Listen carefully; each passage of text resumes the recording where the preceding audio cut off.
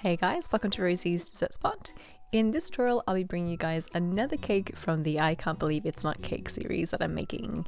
This is a Mars bar and Cocoa Pops inspired cake.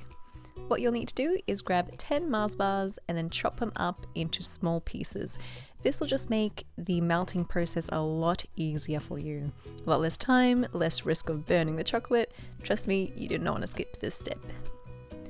Also, when I said 10 Mars bars, what I really meant was 9 and 9/10. Pop your Mars bars into a saucepan with a little bit of butter. All the recipe ingredients will be listed in the description box below this video. I'm continuously stirring with a spatula until it's all completely melted. The malt that's in the Mars bar doesn't actually melt down, so once the butter and the chocolate have melted, you can take it off the stove and it's ready. Let it cool just for a little bit and then pour it over a heat-proof bowl that has all of your Cocoa Pops in there. Take a spatula and stir that through. Be sure to bring that spatula to the very bottom of the bowl because a lot of that liquid is going to collect there and you want to make sure that it's well incorporated. This is a pastry ring. I've sprayed with some canola oil just to make sure that the batter or the mixture here doesn't stick. Take a spoon and press down, compacting it all. When you're ready, lift off your ring to reveal your gorgeous cake layer number 1.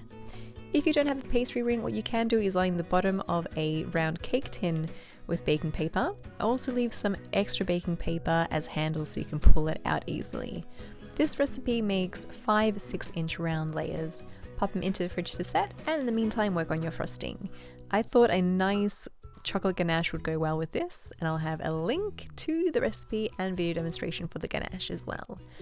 I heat it in the microwave at 30-second bursts until all the ingredients are well incorporated and there's no chocolate left. Let it set at room temperature overnight or in the fridge for a few hours and then treat it like a regular frosting. Because the cake layers are pretty firm, you do want to use a firm frosting for this, otherwise as you cut the cake it'll just fall apart. An American style buttercream would work really well with this as well, or a Swiss meringue for example. I just thought I'd stick with something nice and rich. On the outside, however, I did decorate with vanilla buttercream. That will be linked in the eye above and in the description box below as well. Create a thick crumb coat, otherwise you will be able to see that brown colour showing through. Smooth it down with a bench scraper, bring that lip of frosting to the centre, and pop it into your fridge to set for at least 20 minutes, or into your freezer for 10. Once it's nice and firm, you can apply your final layer of frosting. I like to start at the top. I kept it white, you can colour it whatever you like. And then I work on the sides all the way down to the base. Smooth it down, bring that lip of frosting into the centre with your spatula.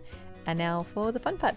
I decided to go in with some salted caramel and some regular chocolate sauce. This is actually Cottee's, by the way. It's the ice cream sauce that you put on your ice cream. And it worked beautifully as a super thick rich drip. I alternated 3 drips of each colour or flavour, and I really like that super thick drip effect that this sauce gives. On the top of the cake, I've just bombarded it with some more delicious Mars bar slices. For best results, really try to get that mountain happening. I used about another 8 Mars bars for that. And there you have it, a Cocoa Pops and Mars bar inspired cake, but not really cake. Hope you guys enjoyed this tutorial, and if you give it a go, please do tag me, #Rosie's Dessert Spot, so I can see it as well. Gonna cut this baby open. It did come straight from the fridge, and so it was really firm. Allow your cake to sit at room temperature for at least an hour. It'll make cutting it a lot easier. I cut it as a cake wedge just for demonstration, but honestly, I would cut it in blocks, in cubes if you can instead. You don't really need too much of it at all, so a block would do. Thanks again, and I'll catch you guys next week.